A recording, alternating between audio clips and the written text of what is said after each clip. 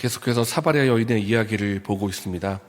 예수님께서는 여인과 대화하실 때 크게 세 가지 주제를 가지고 여인과 대화를 하셨습니다. 첫 번째 주제는 물이었습니다.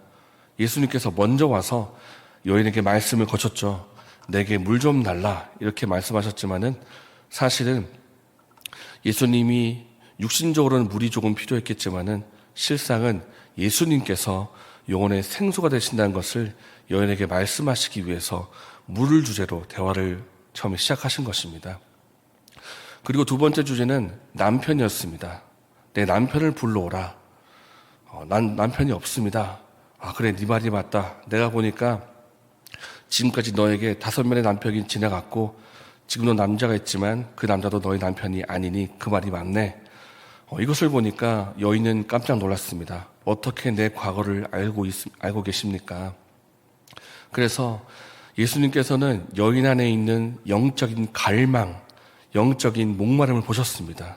지금까지 사랑받고 싶고 사람들에게 사랑을 받고 싶지만은 여전히 남편에게도 버림을 받았고 지금까지 버림받았던 그 마음의 아픔, 상처, 영적인 목마름, 그리고 사람들로부터 사랑받지 못하는 그 아픔들, 그것들을 보시면서 예수님께서는 계속해서 내가 참 생명의 물이고 내가 영생의 물이라는 것을 말씀하고 계시는 것입니다. 그리고 마지막 세 번째 주제는 예배였습니다. 이제 여인이 예수님과 대화를 하는 것을 보면서 그렇구나. 내가 지금 대화하고 있는 사람은 보통 사람이 아니라 선지자구나 라고 하면서 갖고 있던 문제를 물었습니다.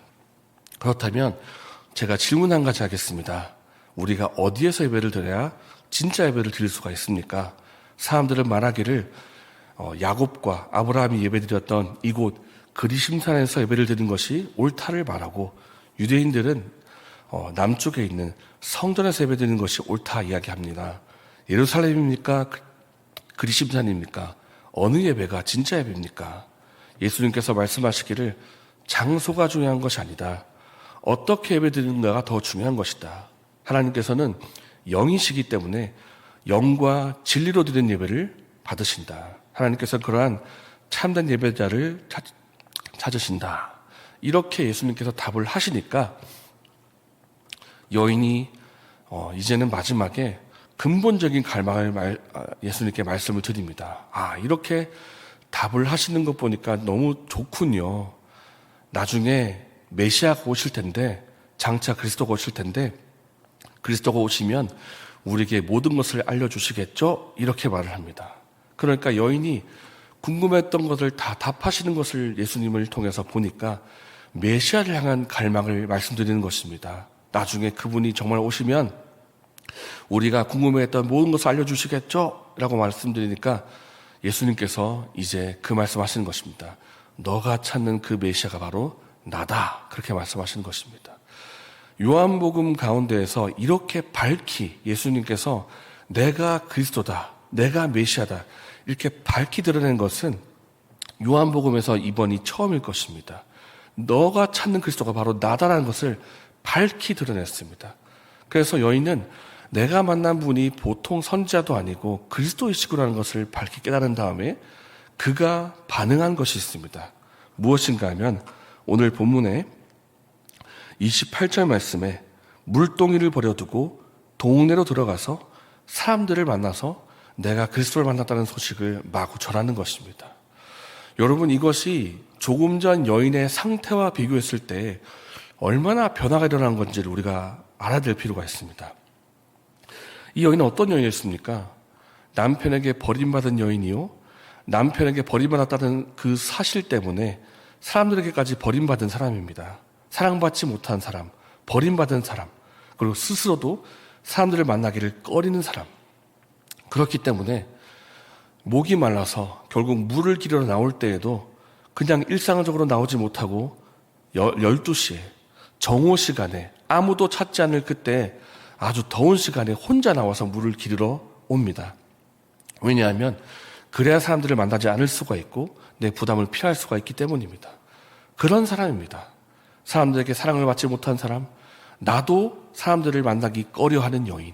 그 여인이 예수님 만나자 어떻게 됩니까?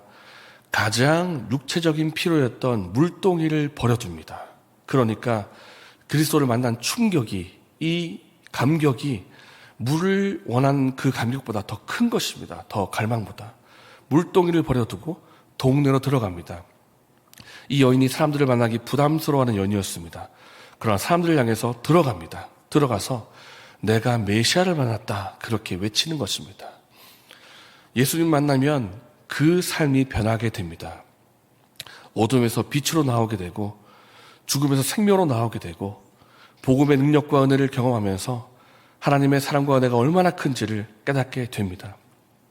이 변화의 능력, 이 변화에 대한 감사와 감격이 저 여러분에게도 있으면 좋겠습니다. 마치 여인이 물동이를 버려둘 정도로, 내가 물을 기르러 왔다는 것을 잊어버릴 정도로 그 큰 충격과 감격이 우리에게 있으면 좋겠습니다. 그래서 우리가 저 예수님 믿은 지 몇 년이나 되는데요 라고 말하지만 구원을 받았던 그 감사와 감격을 혹 잃어버렸다면 우리가 그 감사와 감격을 다시 한번 회복할 수 있으면 좋겠습니다. 이 여인이 예수님 만나 구원받은 것처럼 우리 또한 구원에 대한 감사와 감격이 넘치는 저 여러분 되시기를 예수님 이름으로 축복합니다. 여인은 결국 들어가서 무슨 말을 합니까? 내가 그리스도를 만났다, 메시아를 만났다, 이 얘기를 전하고 그 소식을 들은 사마리아인들이 예수님 만나러 우후죽순 나옵니다. 그리고 예수님을 통한 말씀을 듣게 되고 이제는 이렇게 말합니다. 39절 말씀에 여자의 말이 내가 행한 모든 것을 그가 내게 말하였다 증언하므로 그 동네 중에 많은 사마리아인이 예수를 믿은지라, 이렇게 됩니다. 그러니까 예수님께서 사마리아 땅에 왜 들어오셨는지를 우리는 알게 되는 것입니다. 많은 유대인들이 예루살렘에서 북쪽 갈릴리로 올라갈 때 직진으로 가지 않고 빙 둘러서 간다고 말씀드렸습니다. 왜냐하면 자기의 눈에 개와 돼지처럼 보이는 사람들, 피가 섞이고 아주 거룩하지 못하고 피가 섞인 사람들을 만나고 싶지 않기 때문에 빙 둘러서 갔지만 예수님은 굳이 사마리아 땅으로 가셨습니다. 왜냐하면 그 사마리아 여인 한 사람을 만나기 원하셨기 때문이고 그 한 사람 만남을 통해서 사마리아의 동네에 복음이 전하게 되기 원하셨기 때문입니다. 그래서 이 사실들을 보면서 예수님께서 아주 기뻐하시고 흡족해 하십니다. 제자들이 예수님께 먹을 것을 갖다 주려고 합니다. 그러자 예수님께서 나는 이미 배가 부르다, 이렇게 말씀하십니다. 누가 예수님께 먹을 것 갖다 드렸는가? 그러자 예수님께서 대답하시기를 나의 양식은 나를 보내신 이의 뜻을 행하여 그 일을 온전히 이루는 것이다. 이것이 내가의 양식이다. 난 이것 때문에 참 기쁘고 난 참 배가 부르다. 난 너무 기쁘다. 이 말씀을 하시는 것입니다. 예수님의 뜻, 하나님의 뜻이 무엇입니까? 잃어버린 한 영혼이 복음을 듣고 구원을 받는 것이 하나님의 뜻입니다. 하나님께서 이것을 참 기뻐하십니다. 우리 눈에 보기에 사마리아인들과 같은 사람들, 내가 보기에 이 사람은 정말 성격도 나쁘고 하는 것도 참 밉상이고 구원받지 못할 것 같아.